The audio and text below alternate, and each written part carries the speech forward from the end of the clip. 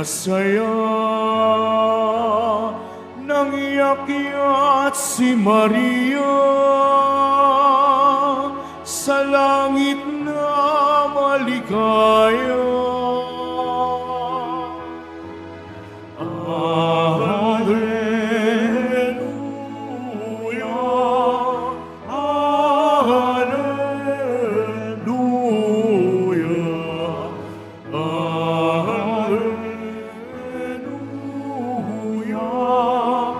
Hallelujah.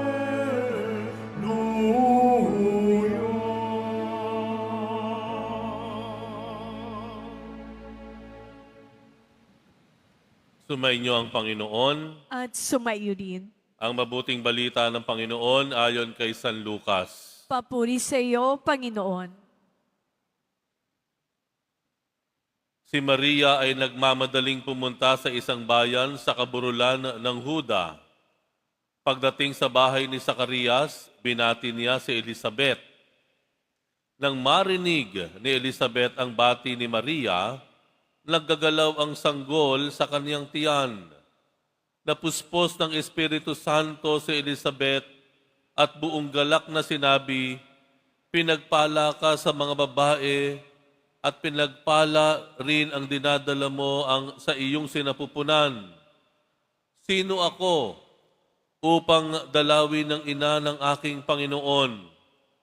Sapagkat pagkarinig ko ng iyong bati ay nagagalaw sa tuwa ang sanggol sa aking tiyan. Mapalad ka sapagkat nanalig kang matutupad ang ipinasabi sa iyo ng Panginoon." At sinabi ni Maria, "Ang puso ko'y nagpupuri sa Panginoon at nagagalak ang aking espiritu dahil sa Diyos na aking tagapagligtas, sapagkat nilingap niya ang kanyang abang alipin. At mula ngayon ako'y tatawaging mapalad sa lahat ng salinlahi, dahil sa mga dakilang bagay na ginawa sa akin ng mga pangyarihan, banal ang kanyang pangalan. Kinahahabagan niya ang mga may takot sa kanya sa lahat ng salit-saling lahi. Ipinakita niya ang lakas ng kanyang mga bisig. Pinangalat niya ang mga palalo ang isipan. Ibinagsak niya ang mga hari mula sa kanilang trono at itinaas ang mga nasa abang kalagayan. Binusog niya ng mabubuting bagay ang mga nagugutom at pinalayas niyang wala ni anuman ang mayayaman.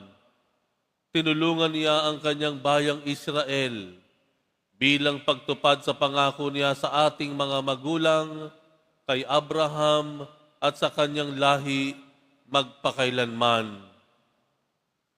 Tumira si Maria kina Elizabeth ng may 3 buwan at saka umuwi.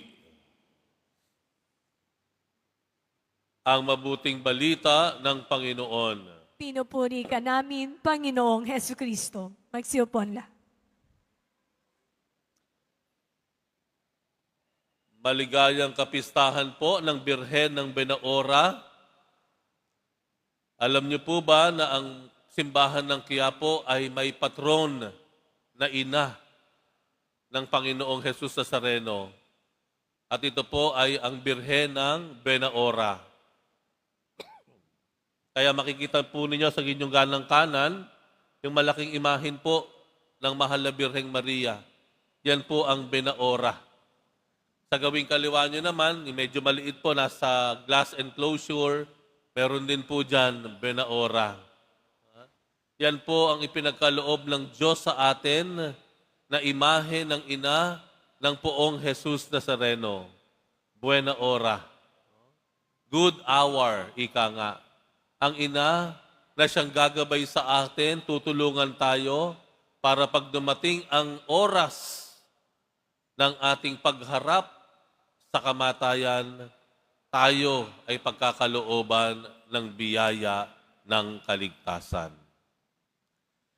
Naalala ko po, meron tayong napakasikat na linya na ikinuha natin sa isang pelikula, ang pelikulang Spider-Man, Naaalala niyo ba yung binitawang salita o linya ni Uncle Ben? Ayan. Ang tito ni Spider-Man. Na si Spider-Man ay pangalan ay Peter. Ayan. Si Peter. Minsang binitawan ito ng kanyang uncle. Ano nga yun? With great power comes great responsibility. Kapag ganun ang kapangyarihan mo, kailangan tutumbasan mo yan ng pagiging responsable sa lahat na nakikita at nasa paligid mo. At ito ay ang naging gabay ni Spider-Man bilang isang hero. No? Dahil of course, alam natin ang kanyang kapangyarihan. No?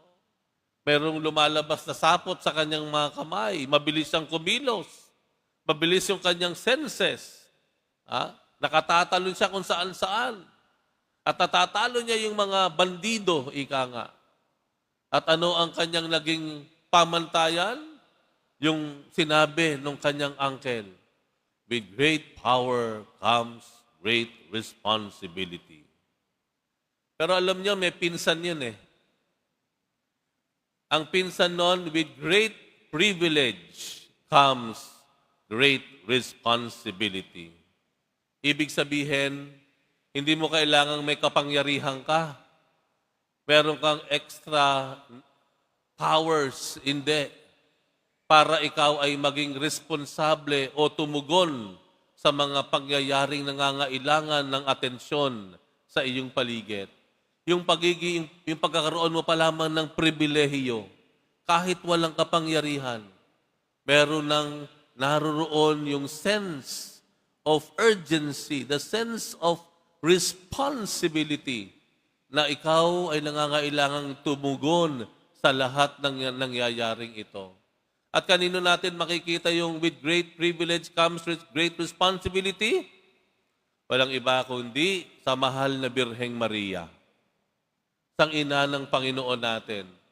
Wala naman siyang ipinakitang kapangyarihan kagaya ng kanyang anak. Ang mahal na Birheng Maria, sa banal na salita, sa Biblia, wala po kayong matutunghayan na nagparami siya ng pagkain, nagpagaling siya ng mga may karamdaman. Wala pong masyang himala. Pero ang tangan-tangan ng mahal na Birheng Maria ay ang pribilehiyo. Privilege. Ibig sabihin, regalo ng Diyos na kanyang tinatamasa. Yun na nga lang pong siya ay ipaglihi ng walang dungis ng kasalanan. Immaculately conceived. Isang pribilehiyo po yun. That's one single privilege accorded to the Blessed Mother. Walang ibang binigyan iyon na tao kung hindi ang ating mahal na Birheng Maria. Yung bang ipaglihi mo sa iyong sariling sinapupunan ang Diyos na nagkatawang tao, isang pribilehiyo iyon. Tangan-tangan ng mahal na Birheng Maria. Yung bang palakihin mo ang anak ng Diyos na nagkatawang tao, isang pribilehiyo iyon. Ang makasama yung mga kaibigan ni Jesus, ang kanyang mga alagad, isang pribilehiyo. Kung titingnan niyo po yung ating ebanghelyo, doon sa Canticle of Mary, yung nagpupuri ang aking espiritu, yung awit ni Maria, mapapansin niyo po sa kanyang murang edad, bukas na siya sa nangyayari sa kanyang kapaligiran. Alam na niya kung sino yung matataas na tao, alam na niya yung tungkol sa mga naaaping tao. Alam po niya ang pagkakaiba noong mga may makapangyarihan at doon sa mga wala, sa mayayaman at sa mga dukha. At yun ay bahagi ng kanyang awit. Yun ay bahagi ng kanyang panalangin. Ito ay nagsasabi lamang po sa atin na si Maria, hindi lamang niya in-enjoy, tinamasa, sinarili yung pribilehiyo na binigay ng Diyos sa kanya, kung hindi ginamit niya ang pribilehiyong iyon para tumugon sa nangyayari sa kanyang paligid. Kahit pa sabihin natin, mura pa o bata pa siya nung mga panahon na pinili siya ng Diyos para maging ina ng ating Panginoong Jesus Nazareno. With great privilehiyo, comes great responsibility. Hindi mo kailangang ikaw ay may posisyon sa gobyerno. Hindi kailangan meron kang dalang sandata. Hindi kailangang malakas ang iyong katawan o malakas ang kapit mo kung kanino man para may gawin ka sa mga nangyayari sa paligid mo. Hindi mo kailangang napakatalino mo. Meron kang dalang sandata. Hindi po. Yun lamang pribilehiyo na meron ang bawat isa sa atin. Sapat na po iyan na dahilan para tayo ay tumulong o tumugon sa kung anumang nakikita nating pangangailangan sa ating paligid. Naaalala niyo po si Bill Gates, no? Bill Gates, naging matagumpay yung kanyang Microsoft na program sa computer. No? Kaya si Bill Gates, hindi lang siya nanahimik at tinamasa niya yung kanyang yaman. Ano ang ginawa niya? Kasama yung kanyang asawang si Melinda Gates. Yung mag-asawa, sila ay nag-donate ng bilyong-bilyong mga dolyar para pag-aralan, lutasin yung mga sakit, karamdaman, no? Iba't ibang karamdaman na bumabalot sa buong mundo, ito ay tinugunan nila. Halimbawa, yung Doctors Without Borders. Ito po ay kalipumpunan ng mga voluntaryong doktor at nurses na imbis na doon na lamang silang tahimik sa kanilang mga ospital, pinili nila na pumunta doon sa mga lugar ng mga hidwaan, ng mga gyera, no? At sila ay nagbobolontaryo doon sa mga lugar na laganap ang kahirapan at karamdaman, pagdarahop.